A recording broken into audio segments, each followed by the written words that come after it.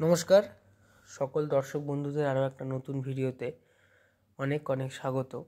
আপনারা এখানে যে গাছটা দেখতে পাচ্ছেন এটি হচ্ছে দেশি গোলাপের একটা গাছ। এই গোলাপ গাছগুলো আজ থেকে প্রায় 2-3 মাস আগেও আমি কাটিং থেকে চারা যখন তৈরি করেছিলাম তখনও আপনাদের ভিডিও দেখিয়েছিলাম। বর্তমানে দেখুন, যেহেতু ভালোই শীত পড়তে শুরু করেছে এবং শীতের প্রায় শেষ দিক বললেই চলে, কত বড় বড় আকারের ফুল এই ছোট ছোট চারাগুলোতে হচ্ছে। এই গাছগুলো কিন্তু আমার নিজের হাতে আমার নিচের মাদার গাছের থেকে কাটিং করে তৈরি করা। এই গোলাপের একটা স্পেশালিটি হলো, এই গোলাপে এত সুন্দর মিষ্টি গন্ধ।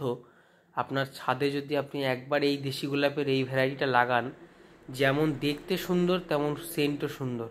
একদম ডিপ কালারের লাল রঙের হয়ে থাকে, অনেকটা চেরি ডাল কালারের হয়ে থাকে। আর থোকায় থোকায় যেমন ফুটবে, একটা ডালে 4-5টা করে ফোটে অনেক সময়। আর এই ফুলে খুবই সুন্দর গন্ধ। এই রকম ফুল শীতের এই সময় করতে গেলে মেনলি যেটা দরকার সেটা হচ্ছে গাছে মাইক্রোনিউট্রিয়েন্টস বা অনুখাদ্যের প্রয়োগ। এই অনুখাদ্য এমন জাতীয় একটা খাবার যেটা দিলে যেমন গাছের ফুলের আকার বড় হবে, তেমনি ফুলের যে উজ্জ্বলতা, ফুলের গ্লেজ সব কিছুই অনেক গুণ বেড়ে যাবে। সেই কারণে আমি এখানে ব্যবহার করেছি মেনলি সেটা হচ্ছে মবোমিন।